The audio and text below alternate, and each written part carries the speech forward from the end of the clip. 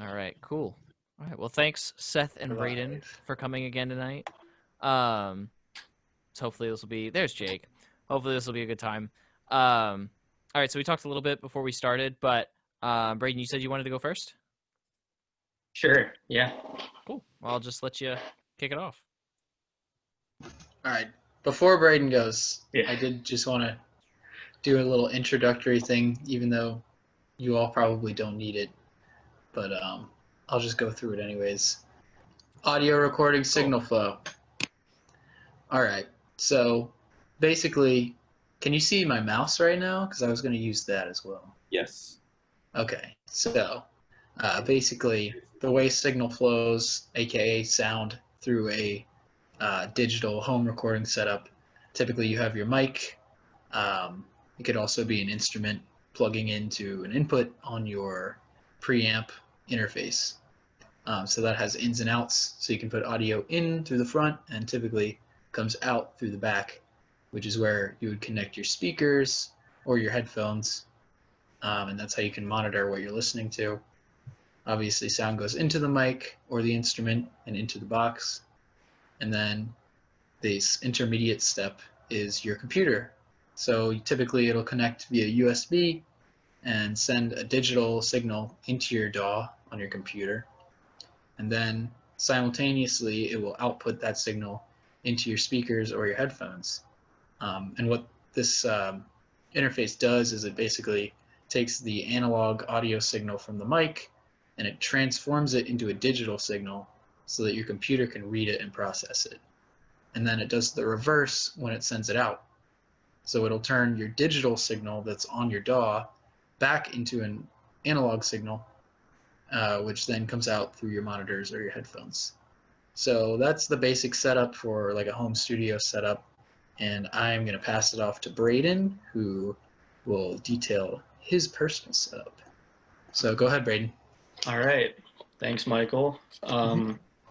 So I think I'm just gonna do a little show and tell of all my gear. So first we got my interface. This is a Cakewalk, forget what, UA25EX by Roland. I tried to look up what price this was. I've had this for like a while, and I'm not sure if you can even like get this anymore because it's so old. But it gets the job done. You know, 2 inputs, MIDI in the back, phantom power, connects with the USB, pretty cool. And then I also have a Boss Katana amp. I recommend this amp because you can plug it in via USB as well. And it's also pretty cheap in terms of the amps. It's only like $230, I believe. And you can do any effects that you want for guitar. And you can plug any pedals in. So that's pretty cool as well. What else? I recommend this Korg 25 key keyboard. Plugs in the USB. Very good for just putting in some like key parts. It's got a sustain on here, octave up and down, pretty cool. And in terms of mics, it's usually pretty good to have a dynamic mic because they're very cheap and just get the job done for vocals or miking up an acoustic guitar or anything like that. And also condensers are pretty good too. I got this Rode NT1A. That was like $230, so pretty cheap. It also came with a shock mount and a pop filter along with it too, so pretty cool. And then I've just got these Audio-Technica headphones here. It's always good to have a pair of headphones to record and mix. And yeah, that's pretty much my setup there. If anyone has any questions, feel free to ask me. So does that keyboard have sounds loaded onto it, or is it more of a MIDI situation? It's more of a MIDI situation. I usually use anything that's on Logic or whatever DAW I'm using. And yeah. Do you want to take a minute and sort of go through like what the difference between, you know, a typical keyboard and a MIDI keyboard would be? Well, a typical keyboard would have like the sounds already like programmed into it, and then a MIDI you just plug into the computer and really just edit whatever you want, like whatever sound you want. And you can also like quantize it so that it's all in time. Yeah. So basically the difference is that like a typical keyboard would have the sounds preloaded onto it, but with a MIDI keyboard, you're actually controlling sounds in the DAW itself. Right, yeah. Okay, gotcha. Right.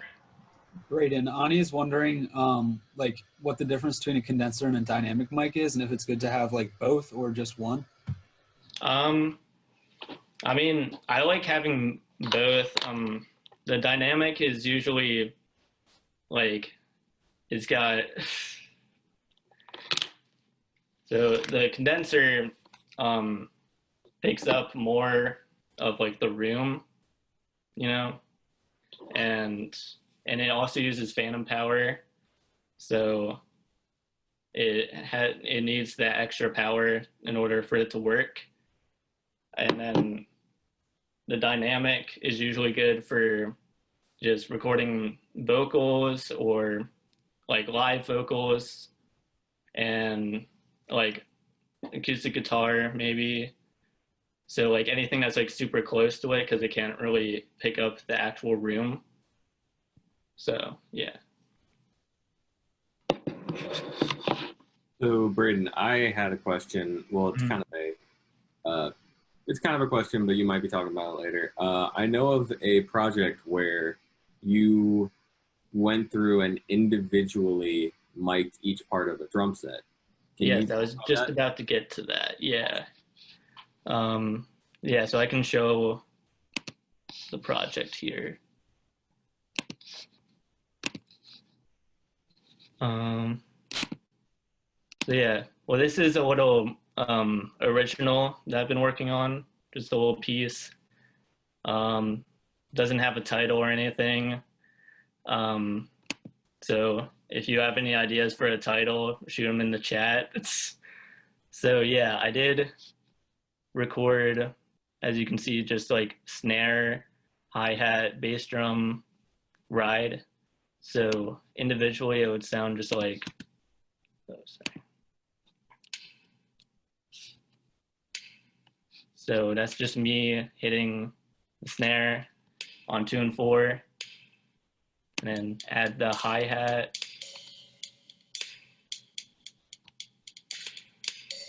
And then bass drum, if you can hear that. But anyway, yeah. So that process is pretty cool because like you don't need a full on like, you don't have to mic everything all at once. You can just mic, you know, the snare drum or hi-hat and just really focus on the rhythm that you want it. And you can just, yeah. How did you record that MIDI? Oh, it wasn't in MIDI, it was actual drums. Oh, so you mic'd up a kit. Yeah, just an actual drum kit. But I just mic'd everything individually and recorded it individually because I didn't have the full-on setup for that. Did you have trouble getting things to line up when you did it that way? Yeah, a little bit, but like you really just had to like record it everything at once and then just listen to it all like all together, and then just like fix anything afterwards. But it was really good for like staying on time with the click and all of that. Braeden, it's kind of interesting. For this EP I'm working on with Rachel Bowman, I did literally the exact same thing for every single song on the project. I just used the one mic that I have and recorded each drum individually and made a separate track for each of them. Oh, nice. Yeah. Yeah, because I was working on a commercial project last semester, and I just recorded everything like with a room mic with the condenser, but it sounded really bad. And Professor David Cullen told me to do everything individually, and I thought he was like crazy for saying that. I was like, how is that going to work? And then I ended up doing it, and I was like, hey, that actually does work. I don't need like a entire like setup or studio or anything for it. So I was gonna ask if did you like when you sat down to record each individual part, did you do it to a click, or did you just kind of just like freehand it based off what you were hearing? I did it with a click, especially for this original tune, because as you can see, there's a lot of time changes here.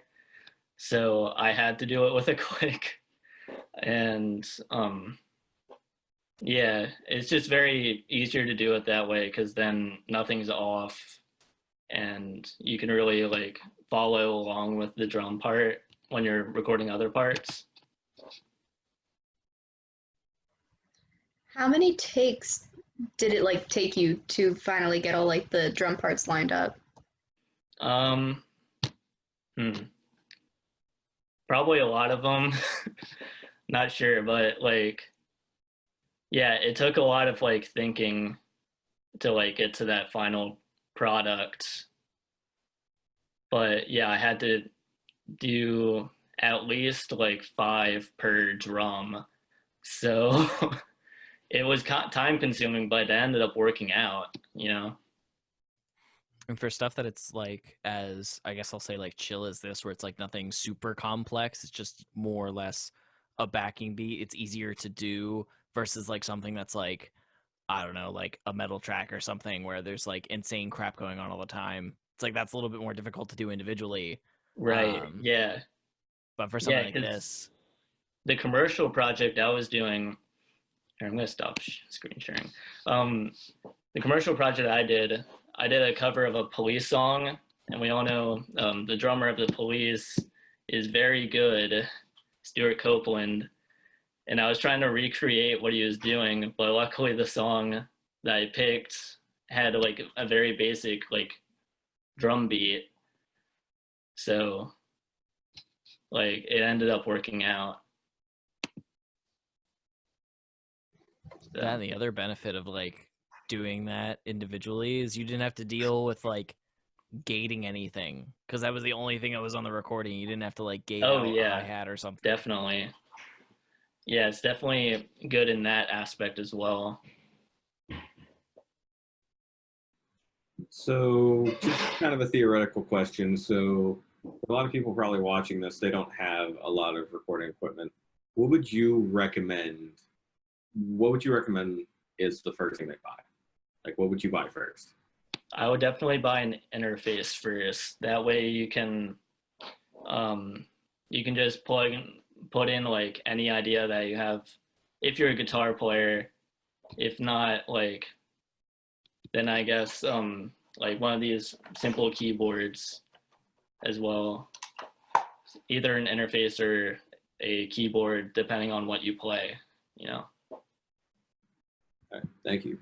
Right, because you can put drum sounds in with a keyboard, right? Oh yeah, and like a lot of the projects that I've been doing for class and stuff, like I don't have a bass up here, so I've been doing MIDI bass as well for all my projects. So it's definitely helpful with that too. Yeah. So basically, if you have an interface and a keyboard, you could pretty much make an entire song full instrumentation. At least an instrumental song. Mhm. You want to like do vocals, I would recommend as a starter like a dynamic SM57 or something. How much did your SM57 cost? Do you remember? I think it was maybe like $40 or $50.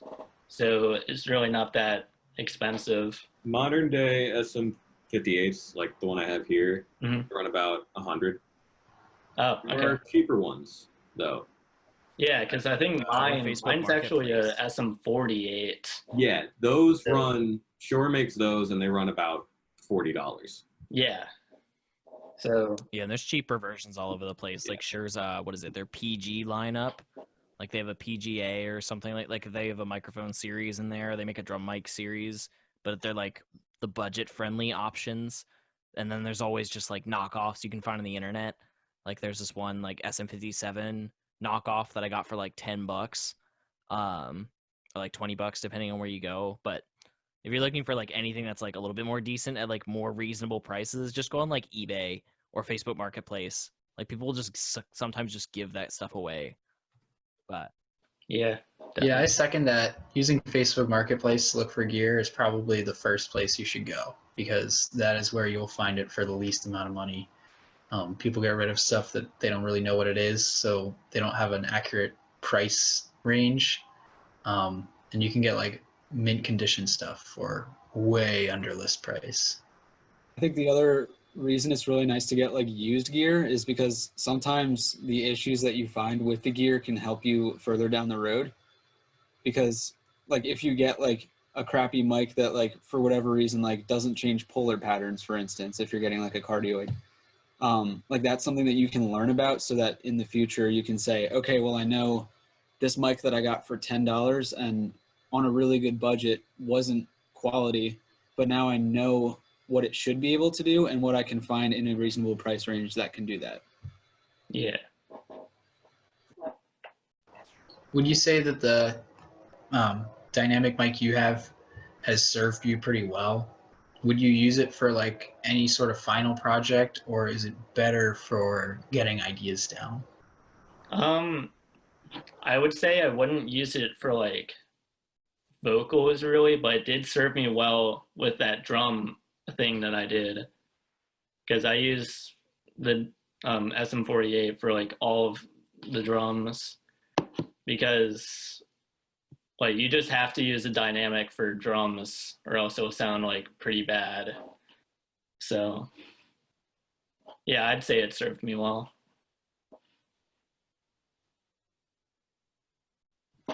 When you record guitar, do you do a DI or do you go straight from your speaker through the dynamic mic? When I'm recording guitar, I use my interface just plugging straight in.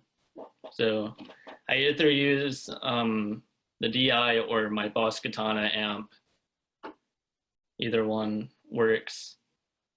But like if you want something cheaper, just do the interface because Logic has some really good like tones on there that you can play with. So I remember you said the Katana has a USB connection. How does that work? So I think you had to go to the website and download like an app or something, and then you plug it in through USB. There's a US port like in the back of it, and then you just plug it into your computer, and then you turn the amp on, and it basically works the same way as an interface. Like it'll come up and be like, oh, you want to use Katana as an interface? And then you're like, yes. And then like you just have an audio track and it's recording the Katana. That's really awesome. Yeah, I would definitely recommend that amp because it's very good for like gigging as well. I was gonna actually ask you about that later because I'm looking to get another guitar amp. So yeah, and it's very inexpensive like as far as guitar amps go. So definitely recommend that. Yeah, that sounds super useful because it's basically like a DI from the amp. Yeah, pretty much. So it sort of skips the step of having to like plug the amp itself into an interface, especially if it doesn't have a 1/4-inch output on it. Yeah, as well as like you don't have to set up a mic like on the guitar amp or anything. And with that, you won't get any background noise as well. So Yeah. Yeah, and that's a like super cool function. it has a lot of effects on there too that you can play with that are really cool. So But then also inside Logic, there are amp simulators that you can use in much the same way. yeah. So yeah, you got a lot of options with that. Yeah, that's really cool. Yeah. Yeah, I think I talked to you about the like amp software, but I've never like actually like seen what it can do. Do you mind actually like plugging that in right now? I kind of want to see it Sure. if you can. Hold on. Because I know we talked about it for a little bit. Like it was kind of like an interface, but like not entirely. Yeah. But I was still just like kind of curious how it was laid out. I'm too lazy to go to YouTube. Sorry, I just have to like set it up. It's okay. I kind of dropped that on you. All right. While he's doing that, a funny note. His Cakewalk interface. There's actually a DAW called Cakewalk, and it is kind of meh, but it exists. Yeah, because I was trying to look up like the price of it because I didn't remember because I've had it for years, and it said like all of them are like discontinued. And I was like, damn. Interfaces get discontinued so fast. Like, Yeah. Because when Focusrite switched from Gen 2 to Gen 3, like Gen 1 was pretty much just obsolete at that point. Yeah. And when I used to work at a music store, we had a policy where like if it was within like a certain amount of days, you couldn't return tech, like regardless of what condition it was in, because of like the turnaround rate for it in the economy. Yeah. Actually, speaking of Focusrite, I'll just like take this time to show like we were talking about that bundle earlier that Focusrite has. So this is a Focusrite 2i2. This is a second gen. Currently they're on third gen, but this is the one I have. This is the one I've used for a long time. The bundle that Focusrite has, and I believe it's like, yeah, actually that's the price here. It's like close to it's a little under $300, but it has a mic, it has an interface, it has a cable, and it has a set of headphones, which is basically everything you need to start recording. Other than maybe a 1/4-inch cable. I'll have to look into that because I probably should get a new interface. Yeah. I'm actually looking to upgrade my interface right now, but this guy has served me very well. Yeah. The only knock on it for me is there is a button for phantom power, and it's either on or off, so it sends phantom power to both channels. Oh, okay. So that's the only knock on it for me. Yeah, I think mine's the same way with that. Yeah, so you can either record with phantom power or without phantom power. There's no in between. I have a question about like recording setup though. So I'm looking to do a project in the future where it would be 2 vocalists, someone playing acoustic guitar, and then the piano. But I want like live recordings. So could I do all of that with like that interface that David was just showing us? Because like I could, the guitar is going to be acoustic, and it would be nice to have like more of the room sound. So they're going to be live, so I wouldn't mind like recording the guitar and the voices into a mic. But then when it comes to are you talking a keyboard or a keyboard, not like a piano, okay. like a keyboard. That would be kind of tough. Yeah. And that's like what I'm trying to look for is like how can I plug in like probably 2 mics and a keyboard into an interface that I can plug into my computer when I go to record all at once. Yeah. Yeah. I mean, that would be pretty tough. Well, the problem is because the smaller one is only 2 inputs. Yeah, there are only 2 inputs on this. And they don't have MIDI inputs on the back, so it's not like you could run the keyboard MIDI and then run actually, give me the mic to the acoustic and the I think vocal. the next one up, 4i2 The next one up is or the 4. 4i4 even. 4 input. Because then Yeah, the you can 4i4 get one up that's 4 that adds MIDI on the back. Well, would, I have a MIDI to USB, but can I run a MIDI to USB into Logic as well as like whatever my interface is putting into that same session? yes.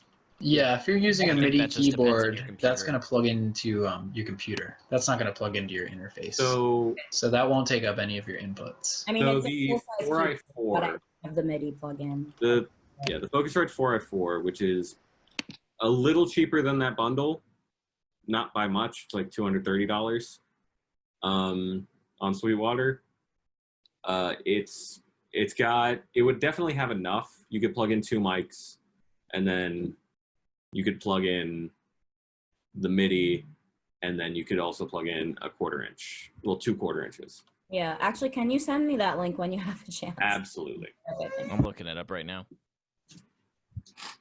But yeah, Because there's one, because it jumps pretty starkly. Because if you go to the 8i6 is what it's called, it's for about 300. that one I has think is the MIDI. one I was looking at. Yeah, that one, because they like step up. It's like the 2i2. They skipped because the last generation had like a 4i4, and then they switched it. So now the new gen, because they added 2 inputs to most of the gens, so now it's an 8i6. They like changed all the names and stuff. Actually, I was looking at the 18i8, but yeah. That one's even bigger. That's the old one it's a I big used to one. have. That's the one that has 4 on the front and then 4 line inputs on the back. Yeah. And then beyond that, there's the 18i20, which is Big. huge boy.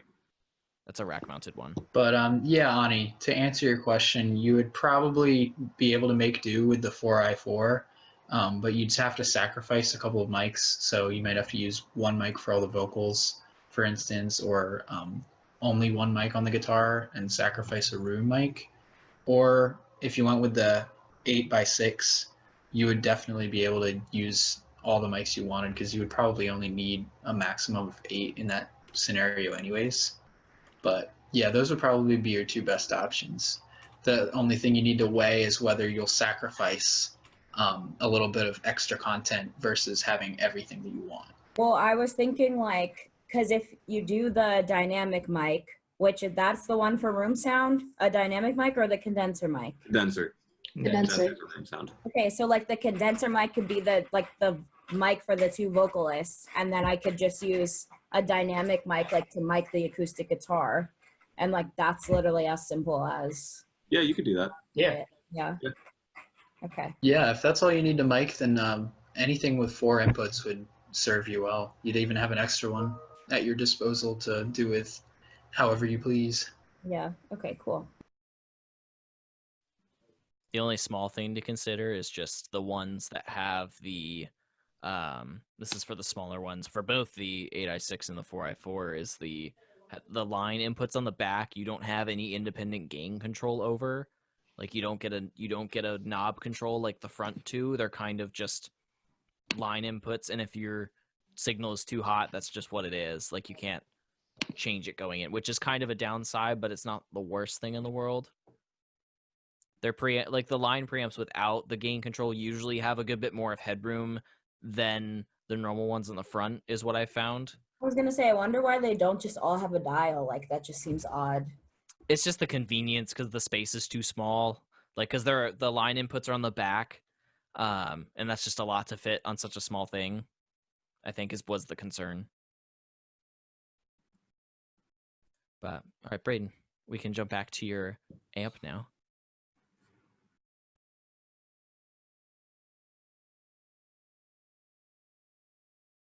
Forgot I was muted. So this is like the app that you have to download for it. So basically, you can hear that. So that's coming out of the amp itself, and you can change all the effects. So like I got compression going on here. We got delay, and we got like different kinds of delay, like digital, analog, tape echo. Yeah, and the effects, we got compression, TWA, and octave. Yeah, and chorus on here as well.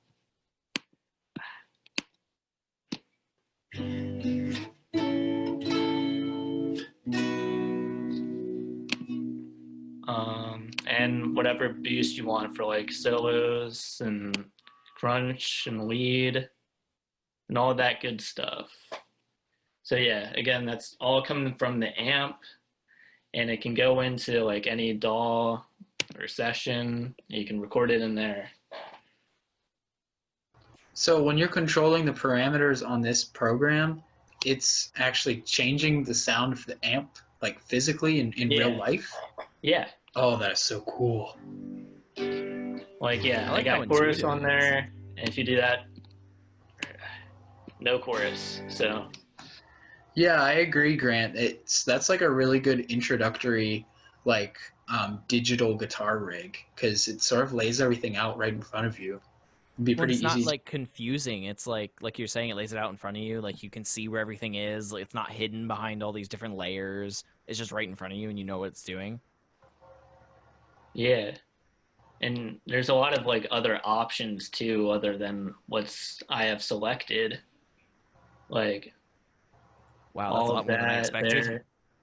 Flanger, phaser, vibrato, all kinds of stuff. So yeah, that's really cool.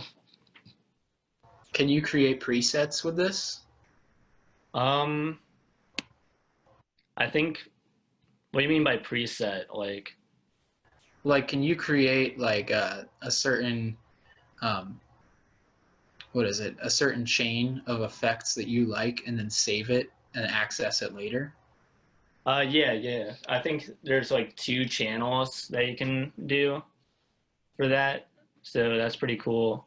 And all of these like colors, you can change that on the amp and have them selected. Like here, if you like selected delay, green will be delay. So if you turn that up, like it'll, or make it green, it'll be delay. That sort of delay right there.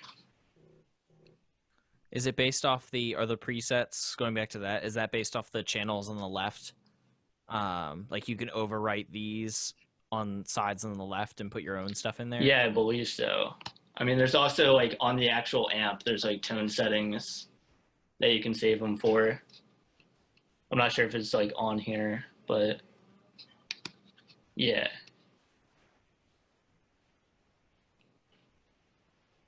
Cool. Yeah. Oh, I see that TF editor there. Nice. Oh yeah. You missed that from live audio? Yeah. I still have that on my desktop. Love the Corey Wong background Me too. Oh yeah. My idol.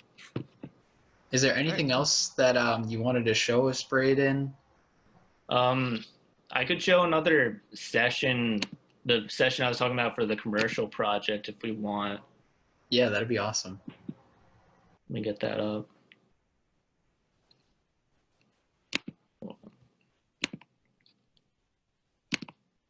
Even though I have like that going back for the boss thing one last time, even though like I have like a bigger amp than that, I still kind of just want to get it just to like have it, just to mess around with it. Like I feel like that'd be a cool thing to just like either like reamp stuff through, like even if it's not a guitar, like send other things through it and just add different characteristics to it. Yeah. Yeah, it's pretty cool. So yeah, for this project, I did DI bass. All of the guitar came out of the Katana, so I've got some cool effects in there. And then for the drums, I only recorded like snare, kick, and hi-hat. So it was actually pretty simple when it came to that.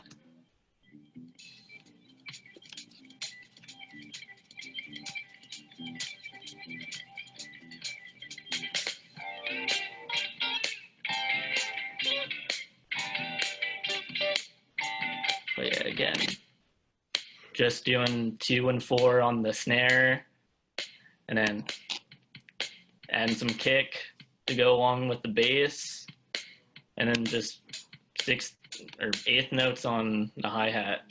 Oop, So yeah, and then you just, oh, something just happened. I think Zoom's also doing something. Yeah. It's hard to tell over Zoom, but those drums actually sound really cool. That snare sounds bad. Yeah. Yeah, I'm impressed with the snare too. It sounds really good. That's a great snare sound, and I love it. Yeah, because like with the mic, I like could mic it wherever like I wanted, really. Because I was just recording that, not the whole set. So yeah. So yeah, that was really cool. I'm glad David Cullen showed me that. Anyway. Sweet. Thank you so Yeah. much for sharing all that, especially the amp. That's really, really cool. Yeah, I'm no gonna problem. look into the Katana after this meeting. Yeah. Yeah, that was really you great. might see me with one at the next gig. I don't know. All right. I'll look into it. I'm looking forward to it. Yeah, or we can trade them. Yeah. Mm-hmm. Nah, I'll just get my own. I'm kidding. I mean, hey, the school uses all of them for, especially in the dance studio. Use them for Yeah. Logan bought two of them actually for the dance studio. Oh, really? Yeah. Oh, when did he do that? Last semester, right? semester. Okay. Like, Which was around the time where I got mine too. yeah, because like it happened just before COVID happened, hmm and it was, and like they sound great. They sound amazing.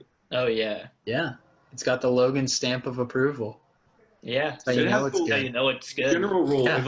if it has a Logan stamp of approval, it can't be bad. Oh yeah. I just bought a compressor pedal and he was telling me about it and it like went on sale for like $45 and I bought it and it's really good. Yeah. So one that I'm looking at right now is like the OC5 because Logan was like, "Hey, if you're looking for an octave pedal, this one." Yeah. Guess Yeah, moral of the story is those katanas, their quality. Yeah. Good beginner amp too, even though it's like not crappy. It's Yeah, still it's a good beginner good amp sound. because it's intuitive and it's not expensive. It's also not a PV or a Line 6. Mm. Anyway, Yeah, I just have Anyways. line 6 and then I got the 'cause Katana. I currently the best guitar amp I currently have is a PV, Mm. and any distortion sounds like garbage. Anyway, Seth, hello. How's it going? Very well. Cool. So if you want to get started, go right on ahead. Thanks again, Braeden. Yep. So like Braeden, I also use a Boss Katana in a lot of my recording. I feel like at this point, this meeting's like sponsored by the Boss brand. One can But hope. Braeden, I think you have the Mark II, which I think it might just be a newer version, but mine doesn't have the driver for that, but it still has the same functionality. Yeah, I think it's relatively new, so Yeah, so I actually got mine for cheaper. I think it was only $150, and it wasn't on sale. Like I think that's its like regular price, which is like great for what you're getting. And then the other stuff that I use to record behind me is a Yamaha. I think it's a YPG 235. It's like a pretty old keyboard. I think it came out like in the early 2000s, but my sister just gave it to me for free, and I had been messing around with it. And it has some really great functionality. Just like the Boss Katana, it has a USB that goes directly into the computer. So the little surprise I was telling you guys about at the beginning of the meeting, I actually don't use an interface. Every single thing that I use goes directly into my computer, and I can record straight from that. So I'm not sure if that necessarily means that the audio quality of what I record isn't as good, but it gets the job done, and for a budget, it's pretty effective. So I would like totally recommend the Boss Katana to anybody who's interested in getting into like recording guitar or even bass, because a lot of times in my songs that I write, I actually just use the octave pedal and EQ the bass all the way up and the treble all the way down, which a little janky, but it does the job because I don't have a bass guitar, so I can just basically record bass on a guitar. That's And then- awesome. Yeah. And then the other thing that I use is this Yeti Blue stereo mic. Normally it's used for podcasts. If you can't tell, the theme of my setup is things on a budget because I got my keyboard for free from my sister, and I got this for free from a friend. He used to do podcasts, and he just gave me this mic for free for Christmas last year. And I don't have a pop filter or anything, so I just use a sock. It gets the job done. I had the same set. Right now I just have a USB mic. That's why I'm trying to upgrade. And I used to use a pop filter, but a sock just like does the trick so much Does. better. It's so good. So I was thinking it would be cool to share this like really, really small project I was working on just to show you guys like how I record into the amp.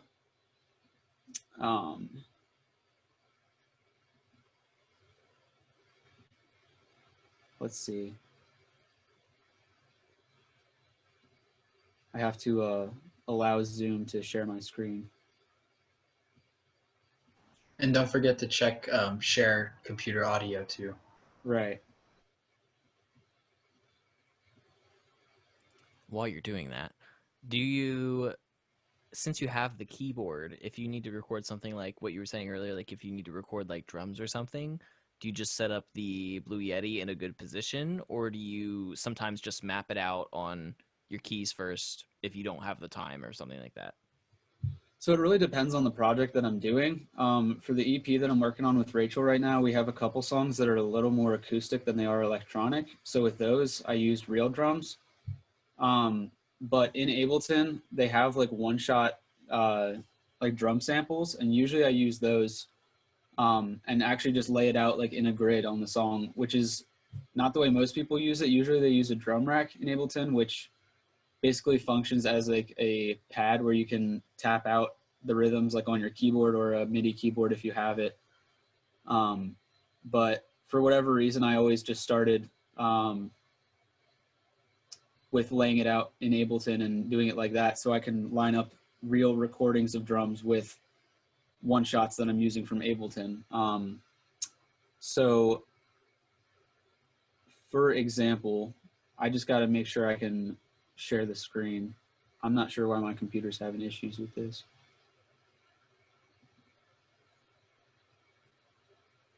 There we go. You got it? Yep. Okay. All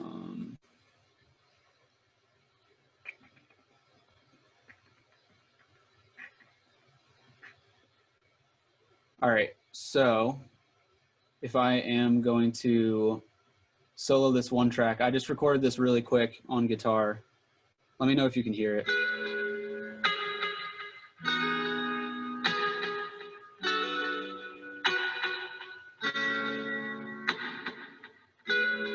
So pretty straightforward, 4 chords.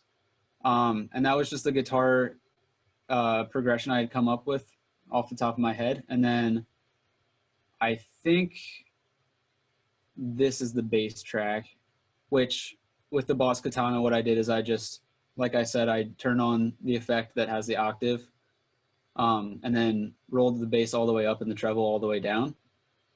I think this is the right one. Nope. Might be this one.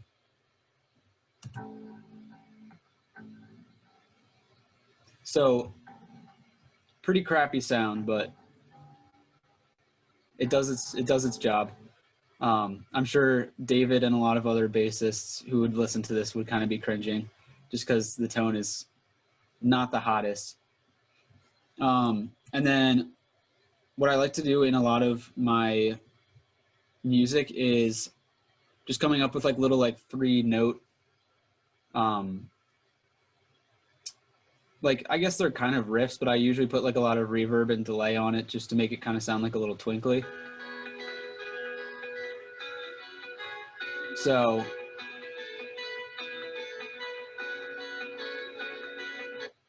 and then for this project, I wanted to show how versatile you can be just on a guitar. So for the drums that I recorded, I actually just used a guitar. So the snare sound is just me like slapping the strings, which you can hear right here. And then the bass, I'm just plucking the bottom string muted.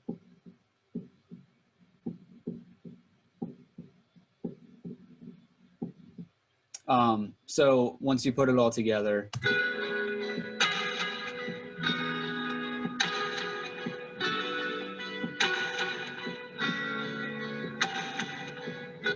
so that's usually how I go through the process. I'll just record guitar and then figure out a bass line that I want to do under that, and then kind of start laying out different stuff that I can put on top of that. And I want to show you guys another project that I'm working on. This one, the instrumental is pretty much all done, and I'm going to have Rachel do the vocals on top of it if it wants to load. While it's loading, does anybody have any questions? When you did the drums, I'll say in quotations, Yeah. when you did the drums, was that like, did you like think about it a lot beforehand, or did you just like kind of like stumble upon it and you're like, oh, that would make a good kick / snare, that kind of thing? That's a good question. Usually when I'm recording guitar, I'll kind of play percussion while I'm doing it. So like I like to slap the strings a lot. And just like in general, since drum set is my main instrument, like that's what comes the most naturally to me. So usually I try and integrate that into other instruments that I'm playing. But that was definitely pretty like last minute, where I was just saying, oh, well, I want to record drums, but don't really feel like spending the time to map it all out. So I'm just going to record it on a guitar. So this project uses my keyboard a lot more. So this is all MIDI. And then I have some guitar, but pretty much everything besides that is using MIDI on my keyboard, and I just have different preset sounds. So in Ableton, it has a lot of really good sounds. So like this bass right here, if you can see my mouse, is really good for like kind of like an 808 sound if you want that. And its built-in piano sound is really good, but I'll just start where this comes in.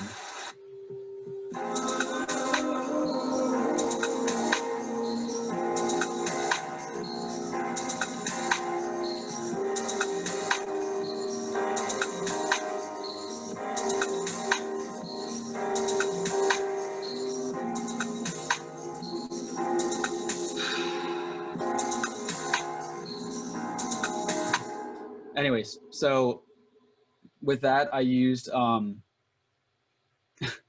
so my process behind using drums is a little bit interesting because like I said before, I always like to record real drums and then put digital drums on top of it. So this is the real sound of me hitting like the rim, like doing like a rim knock on my snare. But then on top of that, I have like a clap preset and this little like percussive like ticking sound, which you can hear like right here.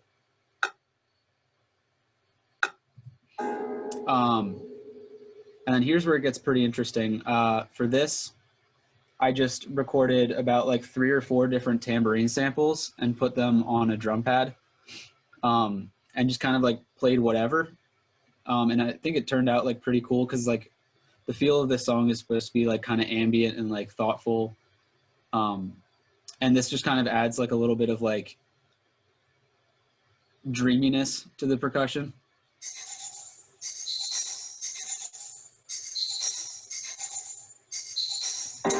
So like that sounds kind of weird by itself, but when you put it in the mix of the song, it just adds a little bit more body to the percussion. And then along with the other snare sounds, I have a clap and then real hi-hats that I recorded. Yeah, so that's about it for this project. This was using a lot of the MIDI keyboard. This whole section is all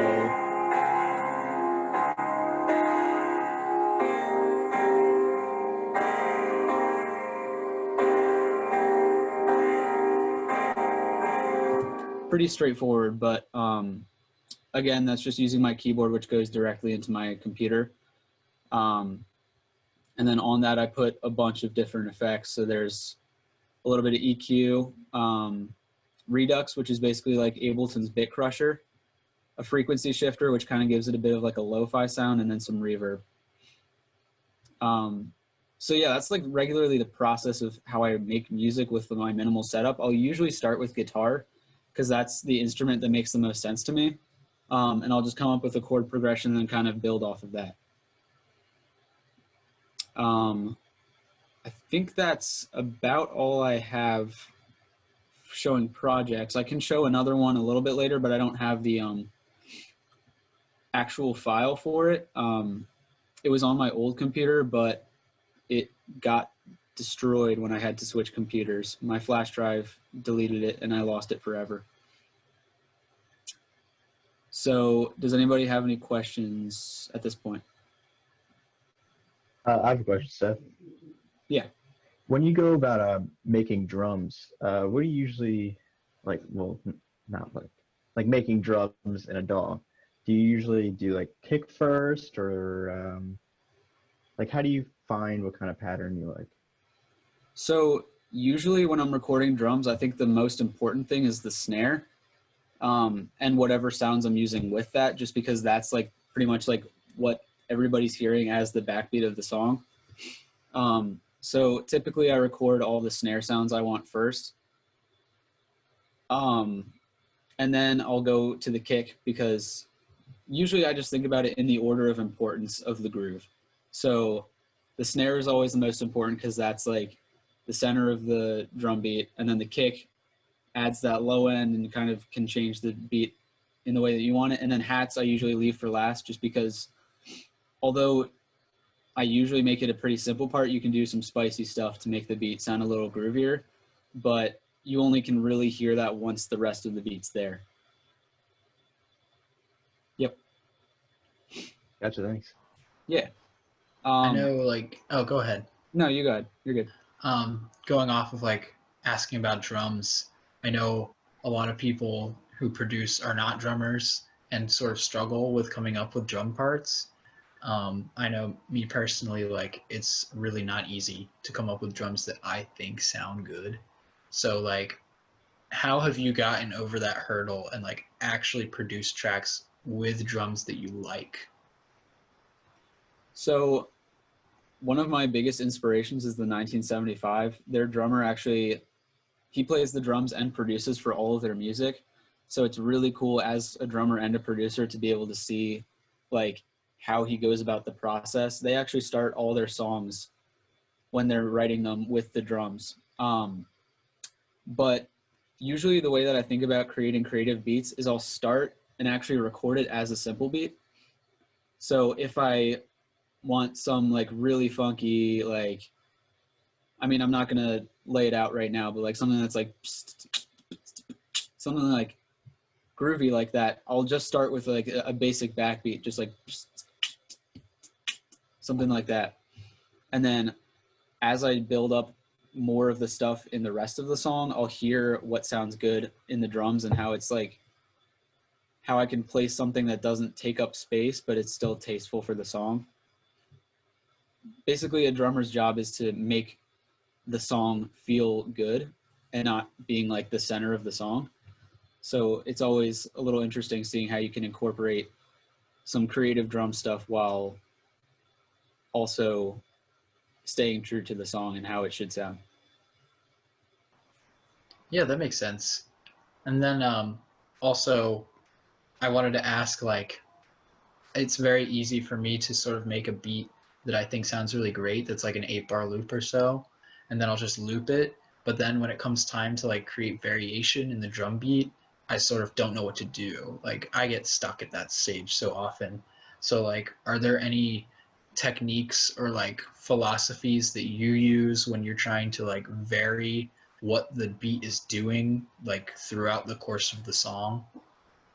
So I would say one thing that I learned the most, especially from like 90s producers, like hip hop producers like J Dilla, I can't think of any off the top of my head besides J Dilla, but less is more. That's always the key for drums. So a lot of times you don't necessarily need to change up the drum beat, but sometimes you can just take it out for like, say, a bar and one beat, and then come back in on beat 2 of the bar.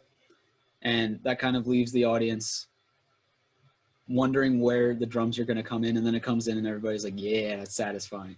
So I always think about not what I can add to a drum beat to make it different. I usually think about taking things away. And that is a good segue into another song I wanted to share with you guys. So this is one of the songs from the same project I'm working on with Rachel, but sorry. But this one was recorded using all real drums, and I used a shaker at the beginning. And you can hear at the very beginning, I have I think it's a high pass filter or a low pass filter. I'm not sure which one, but it kind of just brings the drums in until the verse hits, and you can kind of hear how the drums are built and how they kind of serve the song. Okay, it's just not going to play.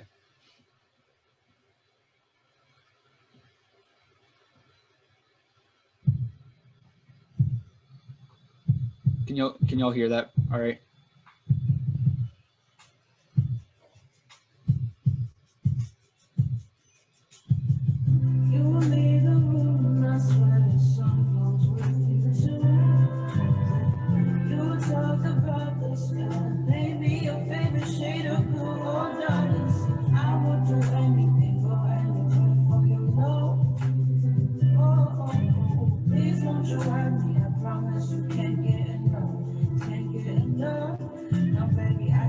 So that's the verse of the song, and you can kind of hear how the drums are pretty simple. All I have is a shaker, a kick, and I think I used 7 different snare sounds for that. And that's another thing. I already mentioned like using a bunch of different like real and electronic sounds for the drums.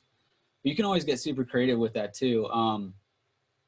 What I did is I was just basically sitting at my desk and I had my mic right over here. So I recorded the real snare sound, and then I also snapped, clapped, made like a kind of like water bubble kind of noise. You can basically make any sound into a drum beat, which I think I really like screwing around with.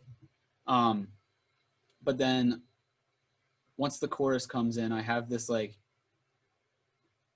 drum fill that I recorded just on one mic for the whole drum set, which I wish I had done like the way Braeden and I normally do, with like each drum individually. But the drum fill is just so like syncopated that it was hard to do that, so I just had to record it all in one.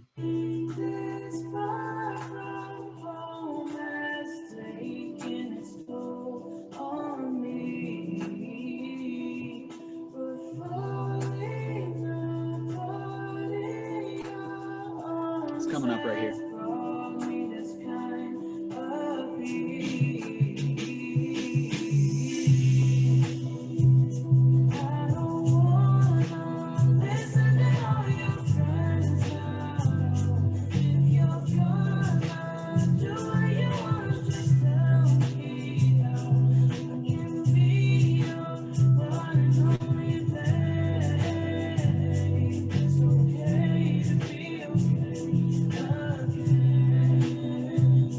Anyways, so there's Seth, that. at the drum that you said you had to like record all separately, was that Yeah. that drum track? Oh my gosh, that is really solid. Thank you. You wouldn't even know. And if I skip a little bit further into it, I'll get to the pre-chorus again. And Michael, this is a good example of like being able to kind of manipulate the drum beat where there's less going on, but there's still creative parts going on while you're playing it. I have it the exact same as the pre-chorus the first time, but I added the hi-hats. And since I recorded the hi-hats separately from everything else, just like I do for all my drums, I was able to get like some spicy like rolls and like accents in there that I wouldn't have been able to normally. If it wants to load again.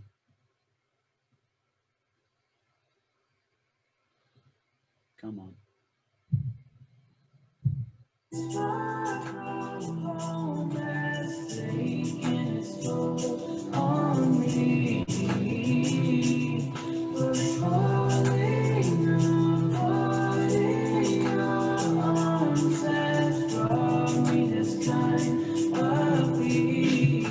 it is again.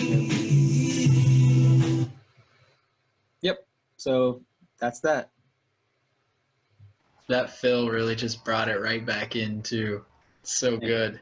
Thank you. Yeah, so I think that's pretty much all I've got if anybody has any questions. I have a question. Sure. So, whenever I use MIDI drums, it seems like I have trouble with it being in time, and even if I quantize it, it's still like not in time. Do you have any recommendations on like how to keep it simple and straight to the point like that? Sure. So it depends on how you have your recording settings. But I know in Logic you can change the settings when you're recording MIDI so that you can record takes on top of each other. Mm-hmm. So I mess around with that a lot when I'm using Logic. So say I'm playing this pattern on the hi-hats on my keyboard that's like pretty complicated, and playing kick and snare with all that, it just becomes a little bit too much. Usually what I'll do is just record the hi-hats and then have whatever section I want to be playing on loop. And then right when that loop comes back to the beginning, that's when I'll do the kick. And then same thing when I'll do the snare. So it's kind of like the same process as recording each instrument individually, except in MIDI. Okay. Yeah, because like I like to keep my drums like kind of complex and like kind of different from any other drum beat that people use like over and over again. Of course. So yeah. Anything to help with that? I just want to say I like the way that you incorporate the live drums with MIDI drums. I think that's a sound that's like sort of coming back, or I don't know, like the sound of live drums is more appealing now than I feel like it was in like the 2000s, for instance, where everything was like electronic drums. And I think now the new like wave is blending the two together, because then you sort of have this modern like pop trap hip hop sound as well as like a natural drum sound. Mm-hmm. And I think that's something that can probably apply across all instruments. So like even like fake guitars sound cool sometimes if you layer them with real ones, or like fake horns can sound really cool if you layer it with like a real trumpet. So like blending the live versus the MIDI is another like technique you can use to sort of like expand the sound. Yeah, absolutely.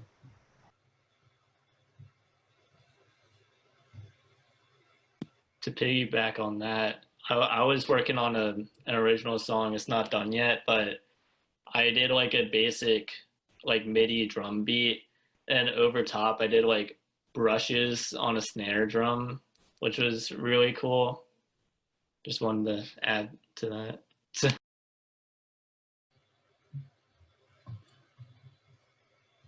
Yeah, so in that song, just to kind of like show how far you can go with it, I wanted to show that song specifically because even though you can't hear it because everything's like mixed, and I didn't want like any one snare sound to stand out, but in the chorus of that song I actually have 14 snare sounds. So I recorded my snare and I would change the tuning, so I have one of it is like really high and cracky so that you can get that like really nice attack. But then I would tune it like all the way down so that it's not even finger tight to get that like really like woofy, like fat snare sound. So I had probably like 4 or 5 real snare sounds and then 9 or 10 electronic sounds on top of that. It's just a really cool thing to stay open-minded about, because drums don't always need to be complicated to sound good, but you can have like little nuances inside of the beat that can make it sound really nice. So you're saying you'd actually tune the snare drum itself down? Yeah. That's crazy. I love that. I just find it interesting how it's kind of like a maximalist approach of like layering, but it sounds minimalist, and it's, I don't know, it's just so cool to me. Thank you. Yeah, rather than placing a bunch of notes and like crazy rhythms all over the place, like what Annalise said, it's sort of maximalist in the sense of the layering and the actual sound design of each drum element. Mm. And that's a very cool approach. Thank you. Anybody have any more questions for Seth? No? When's the EP coming out? Yeah, that's my question. This is both of your times to plug anything you want to plug. Absolutely. So we still have 2 or 3 songs that we want to work on it. So it's going to be about an 8 or 9 song project. And we hope to have it out by the winter time if we're both productive enough to get all the stuff done in time. But you guys know how release dates work. It's never always like a fixed thing. So hopefully as soon as possible. We're down to 2 or 3 left. So soon. Yay! Yeah, it's gonna be so awesome. Little sneak peeks I've heard. This music is so dope. Oh yeah. Braeden, you want to plug anything? Any friends? Well, I've been wanting to do a solo project of like me playing all the instruments, but it's taking a long time for me to write it. So I don't really have a release date, but I'm working on it. Ooh. Do you have any like demos or anything recorded yet? Like song ideas? That one I showed earlier was one of them, but a lot of them are songs that don't have lyrics yet, and I need to write lyrics. That is always the hardest part. And you know what, Yeah. Braeden? We had a meeting all about that. And we recorded it, and it's on our YouTube. Thank you. I attended that. Okay. Yeah, I know. But for the people watching this meeting, be aware there are more meetings just like this on our YouTube channel, Marauder Music. Or it should be Marauder Music if it isn't already. That name change stuff is making things pretty interesting. All right. Are there any more questions? Just a final ask? No? All right.